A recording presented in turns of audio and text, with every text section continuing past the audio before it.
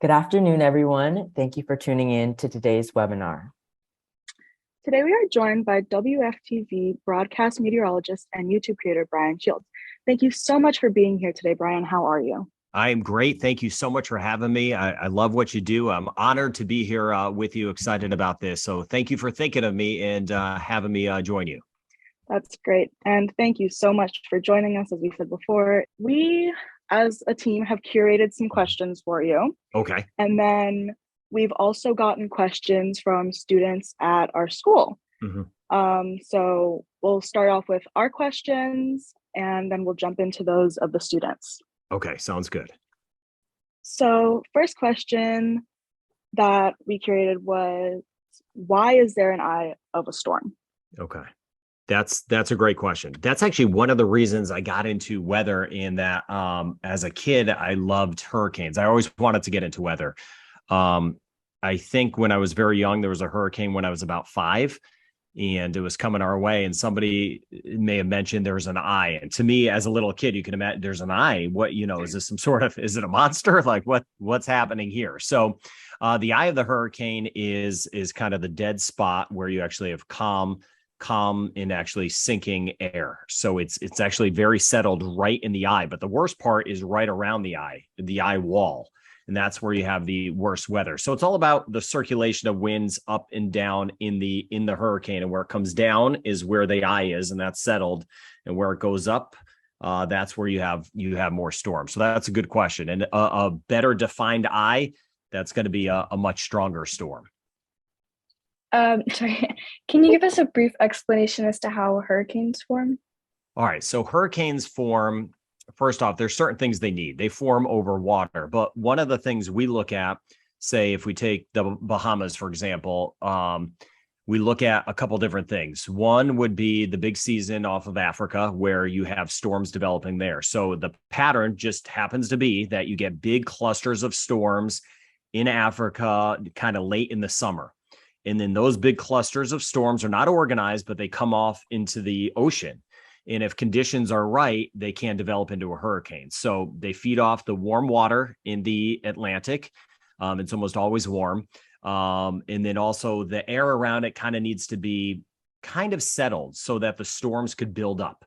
So there's a lot of conditions that need to happen for hurricanes to form. But one spot we watch is off the coast of Africa, big clusters of storms coming off. And then the other thing, which is more either early in the season, May and June, hurricane season starts June 1st, or later in the season, October and November, would be old fronts. So you could get, say, a cold front. This time of year, you get cold fronts that are moving into parts of the United States and moving across the East Coast, and they kind of swing through mainly the northern and central Bahamas. And those fronts could kind of leave leftover areas of rain and storms, and the water's still very warm in the Bahamas as you get late in the season. So those clusters of storms may also develop. So you kind of look either far away off the coast of Africa, or you look close to home, right near the Bahamas with old fronts. Yeah, great. So another aspect of hurricanes that there's a lot of misconceptions and misunderstandings of is the storm surge. So would you be able to talk a little bit about the storm surge? Yeah, the storm surge. I mean, that is the worst. Water is what, not to get too graphic, but water is what kills during these storms. Yes, wind is an issue too, obviously. If you have a really powerful hurricane, the winds could blow some structures down. At the least, they damage structures, and we know that. But the water is the big thing. One would just be freshwater flooding, the rain that moves inland. That could lead to a lot of flooding. We saw that in a recent Hurricane Ian, and just trying to use some recent hurricanes, for example, Hurricane Ian, which was one of the most powerful storms to hit the United States on record, that had a storm surge. So what happens is when you have a big hurricane and it's really powerful, especially strengthening, as it rolls on shore, it kind of pulls the water, brings it all together and almost lifts it, and it rises the ocean level. And that then pushes inland as the storm pushes inland. And that's why it is so important to be away from the coast in these storms. It's not so much the wind's bad again, but it's that rise in the sea level. And that's what moves in. And then there's really not much you could do when that moves in. And that leads to a lot of the destruction that happens. It just, if you have the ocean moving into your backyard, that could obviously wipe out houses, apartments, condominiums. So the storm surge is with almost every storm. Sometimes it's a couple feet, but in major hurricanes like Hurricane Ian, just thinking of some more recent ones, Hurricane Dorian, it could be high as 12 feet or higher. And simply put, you've got to be out of the way from that. That's a really good question, because that's a huge safety issue. Yeah, definitely. Yeah, thank you for your answer. Mm-hmm. So leading into another very important question, how is global warming impacting hurricanes and tropical storms? Does it make it worse? Yeah, you know what, that's tricky, and that is still being kind of analyzed. So it's funny, because at the beginning of say this hurricane season, which depending on when you're viewing this, which would be 2022, it was actually really quiet. There was no named storms in August. And I'm a meteorologist, and it relates to climatology, but I have a lot of friends that really study the climate. So I kind of know what I know and know what I don't know. So I let them kind of be the experts, so they'd be better at answering this. But I saw a couple go back and forth, and somebody was giving someone a hard time saying, well, where's your global warming if the hurricane season is so quiet? Well, that kind of leads to your question, which was a very smart question, because sometimes it could say there's a theory that maybe it reduces the amount of hurricanes. That's a possibility. Maybe there's extra cloud cover out there overall around the globe, so there's not as many hurricanes. But on the flip side, the hurricanes that do develop might be stronger because of more water around, little rise in sea level, but more so warmer water temperatures. So I don't want to say it's a give and take, but it's definitely still being studied. So it's not all, it's not clear cut. And for me, who study, I study meteorology, just because it's 120 degrees one day doesn't mean, that is global warming, but it also means it doesn't. So that's such a good question. So yeah, it affects weather in different ways. It doesn't just mean with climate change, and the climate does change clearly. If it's warming, that doesn't necessarily mean there's going to be a million more storms. It could have different effects. It could have less storms, but stronger storms, and all that's still, I know they're studying that and finding things. But one of the things over the last decade or so is that we have seen quite a few storms go from kind of tropical storms to major hurricanes very quickly. And one of them, I think one of the one that comes to mind, back in 2018, there was a hurricane called Hurricane Michael, and it started out in the Western Caribbean, and it was I don't want to say just a tropical storm, but it was a tropical storm. And then I think it was within 3 days, I'd have to check, but in 3 days, it became a Cat 4. And then right after that, a Category 5. So we've seen, and that's always a big concern too, because people may say, it's a Category 2. We think we can handle it. And then all of a sudden it's a Category 4. So we have seen storms rapidly intensify, and that is a concern. And I know they're doing studies to see how climate change is tied to that. You guys have some great questions. These are great questions. These are great. You all are very smart. Thank you. And thank you for your response to that question. So going on to a next question that I personally have is, I've heard the two words be used, hurricane and typhoon, but is there an actual difference between the two? So going one more step, everything we have is kind of a cyclone. So the National Hurricane Center in the United States, if they think something's going to develop, they have a new term, and I don't love it because it's confusing. They'll call it a potential cyclone. And people are like, well, is that a potential hurricane or whatever? It's just not common. So everything is a cyclone. Everything's spinning.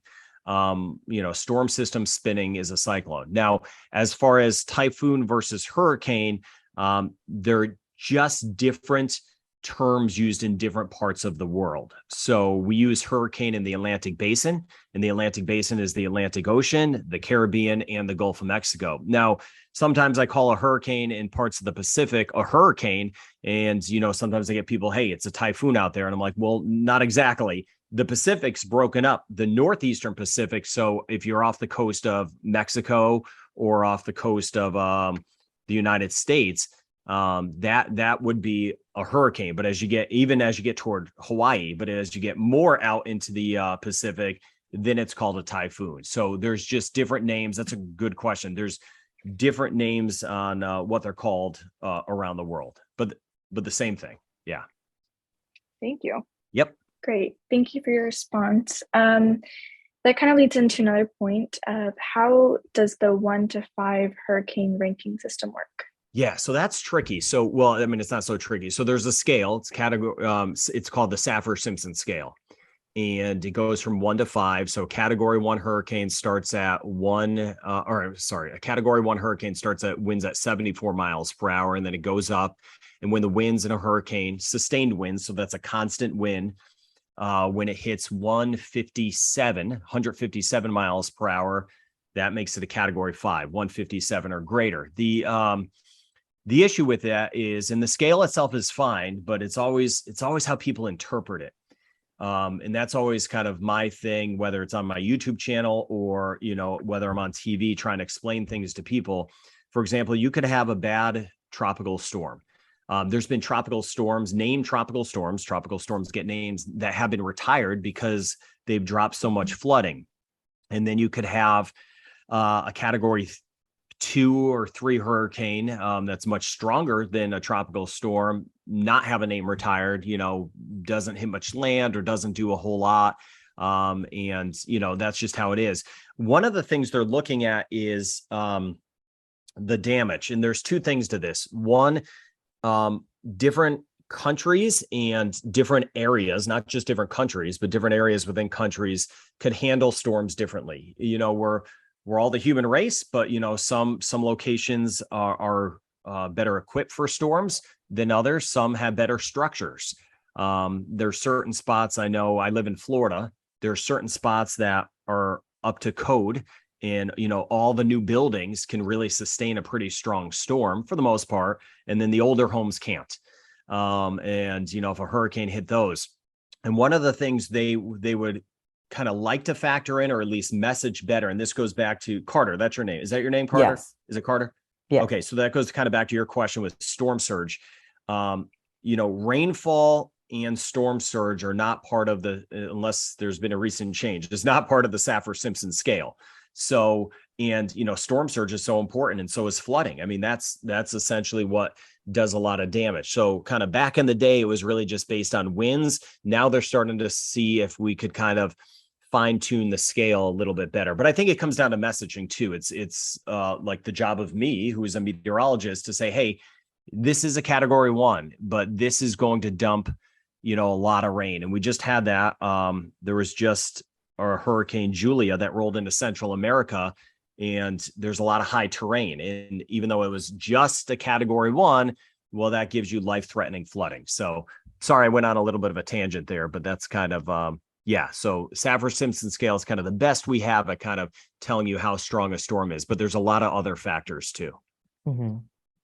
So another kind of concept or idea that is often misinterpreted and misunderstood about hurricanes is the moat. Could you talk a little bit more about that? Really strong storms, they kind of breathe. You think of them as you know, they're not living, but they breathe. They kind of they do different things as they develop and as they continue to churn on. So you could have an eye of a hurricane, and then all of a sudden, the outer eye wall starts to break away, and then a new eye wall forms. So in between them, and that's actually a sign that a storm is getting stronger. It's an eye wall replacement cycle. Only really strong storms do that. So basically in between one eye and the other eye, one eye that's kind of falling apart and the new eye forming, there'd kind of be a dead spot called a moat. And that happened very notably in what year was it? 2016. There's a Hurricane Matthew, that went through parts of the Bahamas and Florida, and it had an eye wall replacement cycle. And because right when it's if you have a hurricane that has an eye wall replacement cycle, that means it's really strong. But as it's developing the new eye, it gets a little bit weaker temporarily. And that actually helps some people out. So until that kind of moat can go away and it could really form the new eye wall, it actually helps a little bit. So if it actually hits land while there's a moat, that's actually kind of helpful. So I'm not sure that's the angle we wanted to go in, but that was a really good question. Great, thank you. So stepping away from the facts, out of all of the hurricanes you have spoken about on your channel, is there one that you personally most remember vividly, and why? I would say there are a few, and for different reasons. So I've covered a lot of hurricanes, and I could go way back in time, probably too far. Let me go back to one that almost nobody's heard about, and that's way back when, in 2003, called Hurricane Lily. And I bring that up because that did something the opposite of what we see. That was in the Gulf of Mexico, and it was headed to New Orleans, and that was going to be the biggest hurricane ever. It was built up. It blew up. It was a category 4. It was most likely going to be a category 5, and it was going to roll into New Orleans. And New Orleans at that time has been waiting on the big hurricane that, would be a big issue. And then in a span of 8 or 10 hours, it went from a category 4 to a category 3 to a category 2 and almost fell apart. And we're still trying to figure out exactly why that happened. But a few years later, then there was Hurricane Katrina that rolled into New Orleans, and everyone remembers, even if you weren't alive, everyone remembers Hurricane Katrina, or you've heard of Hurricane Katrina. But Hurricane Lily was kind of the storm that was almost supposed to be the Katrina that, nobody ever heard about, and it just weakened, all of a sudden. I would say a couple of the storms, one jumps to mind, and that's Hurricane Dorian. That was, the most frightening thing from the get-go. The fact that obviously it stalled in the northern Bahamas. We know that. I remember, I want to say it was like 6 or 7 days out before that happened, we are starting to see the first signs that it may stop. And that's an absolute worst case scenario. And it was almost like you're seeing that, and you could see why it may stop, but you almost can't believe it. You're like, okay, this will change. This is not going to happen this way. And I remember, I think it was 6 or 7 days out, it looked like it was going to stop right over Florida. And that's where I was. So that's a scary feeling. So I felt that feeling, and everybody did. And obviously it ended up stalling over the northern Bahamas, but I think everybody, I would like to think everybody can not relate to that, but at least empathize with that, because, I'm always thinking of the people that had to deal with Dorian, because not only was it just beyond powerful, it essentially stopped for 2 days. So I think everyone from Mexico to Texas to Canada that's dealt with some sort of tropical weather, whether it's kind of dissipating hurricanes or whatever, Bermuda, Florida, all the way back through the Caribbean, Jamaica, I think everybody felt for what was happening. It kind of, in almost a nice way, we all could, really empathize with what was happening, and our hearts just went out to those being affected by that. Because I've never to see a storm like that do what it did, that would be the number one storm that would come to mind as far as just being the scariest, being one of the strongest, and then doing something weird. Hurricane Harvey did, had a similar weird aspect about that, just stalling. And that's just, even if it wasn't strong, and it was obviously strong, just the rain alone would have been devastating. So to answer the question, I'll stop blabbing because I could go on about Dorian forever. Definitely Hurricane Dorian would be number one on my list for just incredible, in the bad sense of the word, hurricanes. Do you guys have any? What are yours? Um, I'm putting I you on the think spot. Hurricane Dorian for Yeah. me.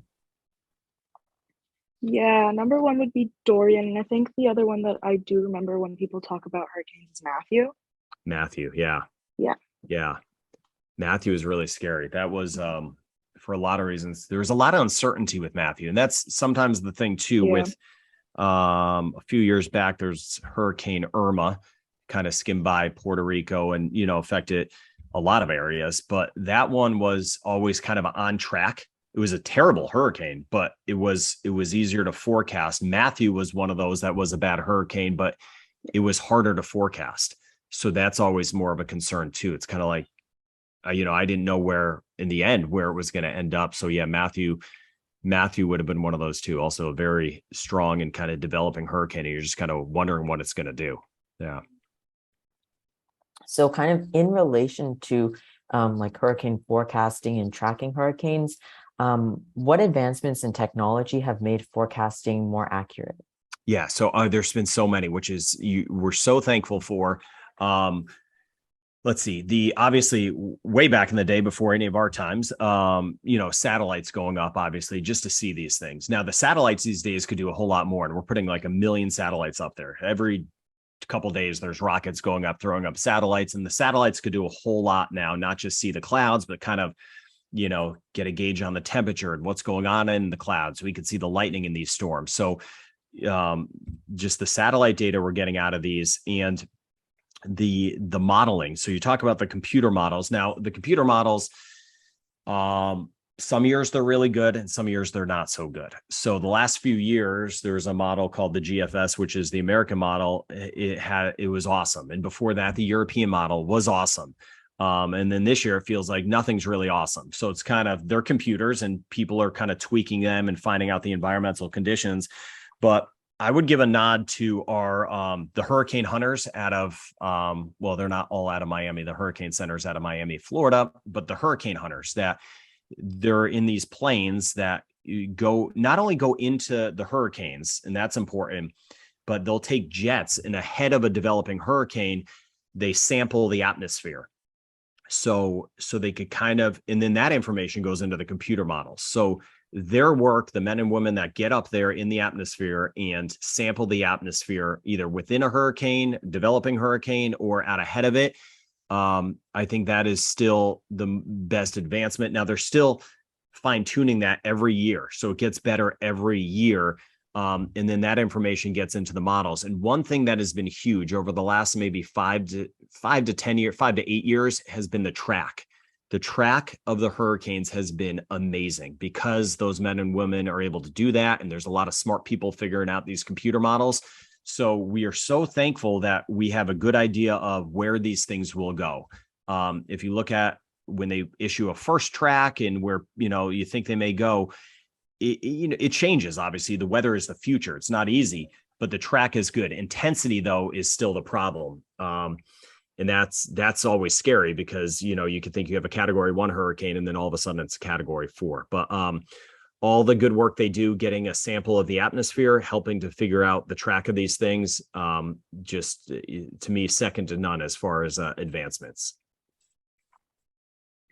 Thank you so much for that answer. So speaking more on the intensity of a hurricane, depending on how intense it is, can tornadoes form from them? Yes. So tornadoes can form from any tropical system. And sometimes you get more tornadoes out of a tropical storm than you do a well-defined hurricane. And we saw that with Hurricane Ian, which we were thinking there may be some more tornadoes, but just how, every system's a little bit different.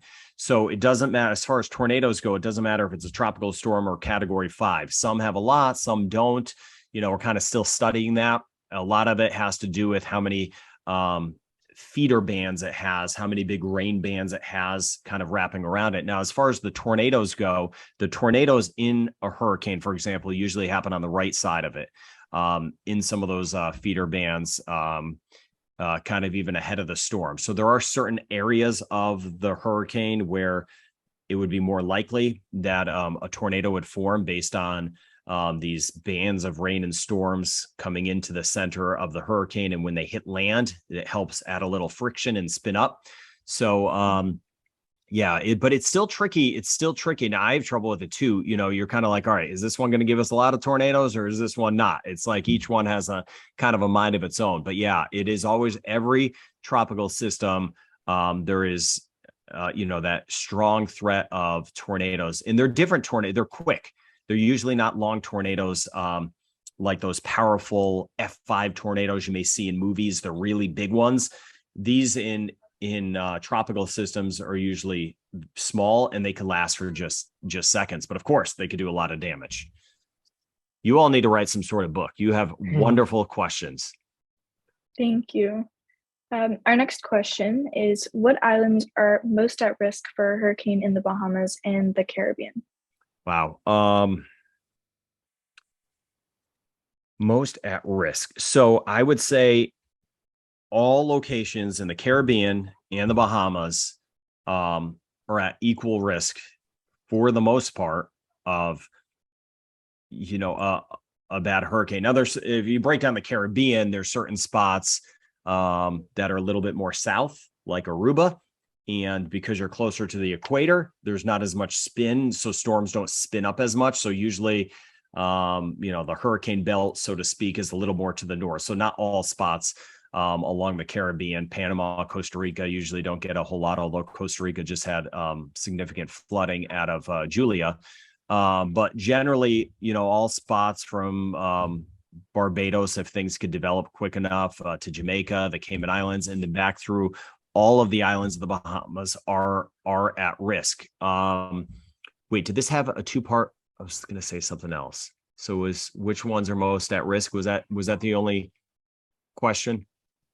Yes, it's just the islands in the Bahamas. Yeah, I know what I was thinking. So, in general. And then again, it depends on certain, and I'm not, you know, knocking any governments or anything like that, because every, you know, there's challenges all over the world, but you know, you have a lot of islands and you have a lot of island nations, and some are very equipped for hurricanes. Take Bermuda, for example. Bermuda is a dot in the Atlantic Ocean, and they get a lot of close calls. They are and they could get hit really hard with hurricanes, but they, you know, are very well equipped to handle many storms. And then there's other locations. You could take Haiti, for example, that, you know, a storm comes through and it could be the same level of storm and it would be absolutely devastating. So there's a lot of factors to look into to answer that question. That's why I really appreciate that question, because you really have to look into the geography, and geography is not just where something is, but it's, you know, it's the people, and it's you know, what's around, the structures and the infrastructure and all that good stuff. So that's a really, really good question. It really depends. And it could depend you could have one country and it could depend on, you know, one town from the next. You know, some areas can handle things better than others. So that's how the world is. So yeah, good question. Yeah. So now moving into our student questions. Okay. Matthias wants to know about how ocean currents and waves affect our sea life, shoreline, and terrestrial life. Okay, yeah, ocean currents affect so much. They affect just the air temperature. You could have warm ocean currents that, you know, a storm goes on top of and just blows up and gets really strong. But as far as sea life goes, I mean, that is so critical. But not only critical, but you know, you get different sea life. So you take the Gulf Stream, for example, which runs up near the Bahamas and the United States, which is very warm.